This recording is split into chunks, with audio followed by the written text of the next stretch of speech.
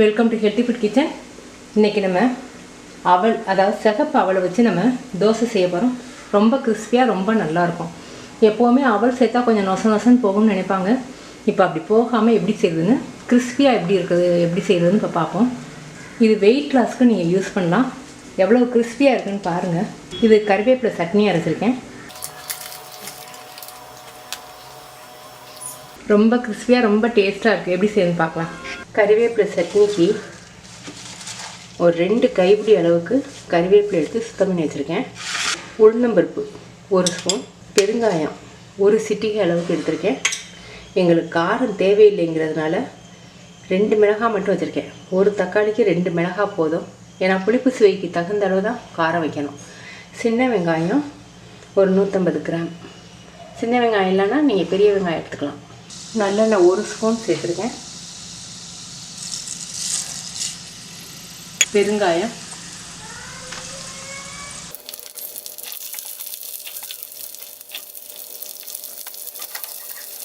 தேவையான அளவுக்கு உப்பு.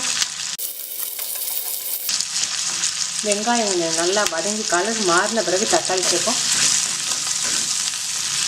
இப்போ தக்காளிக்கும்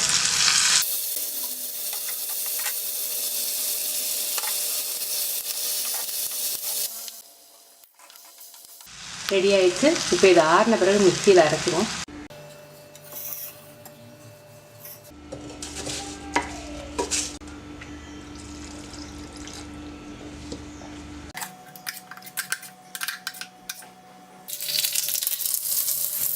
கடுகு, உளுந்தம்பருப்பு, கறிவேப்பிலை போட்டு தாளிச்சிட்டோம்.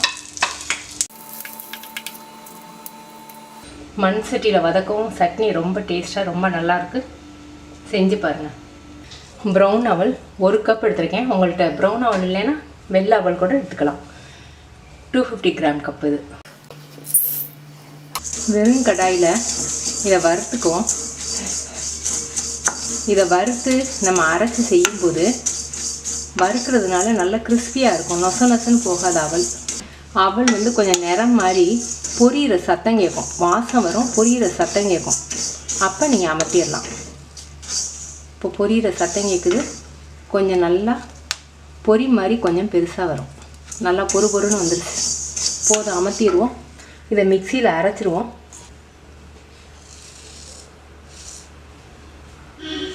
ரவை பதத்துக்கு அரைச்சிருக்கேன்.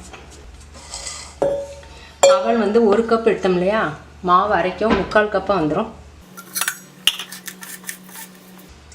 இப்போ ராகி மாவு வந்து 3/4 கப் எடுத்திருக்கேன். இது வீட்டிலையே அரைச்சது. முளைக்கட்டி ராகியை வந்து முளைக்கட்டி அரைச்சது. ராகி முளைக்கட்டி நம்ம அரைச்சி யூஸ் பண்ணும்போது விட்டமின் சி நமக்கு அதிகமாக கிடைக்கும்.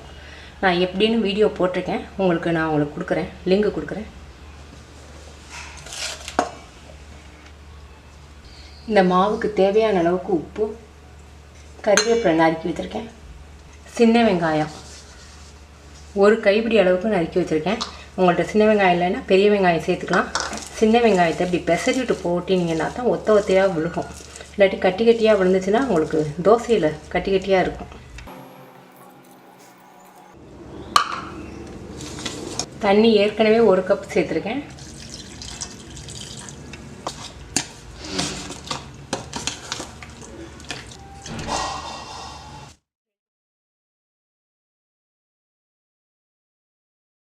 அவல் வந்து தண்ணி உறிஞ்சிடும். மொத்தம் 4 கப் தண்ணி ஊற்றிருக்கோம். அந்த அவல் ஊற தண்ணி எடுத்துச்சுன்னா நீங்கள் ஊற்றிக்கலாம். ரவை தோசை பதத்தில் இருக்கணும். இப்போ நம்ம தோசை ஊற்றலாம்.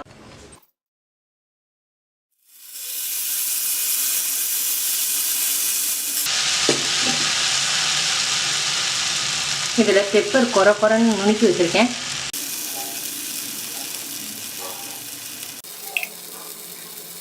மூடி வைக்க வேணாம், இப்படி வேகட்டும்.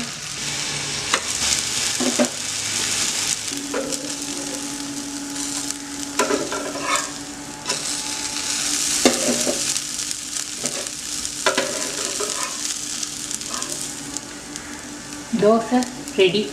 குழந்தைங்களுக்கு ஊற்றி கொடுங்க, ரொம்ப விரும்பி சாப்பிடுவாங்க.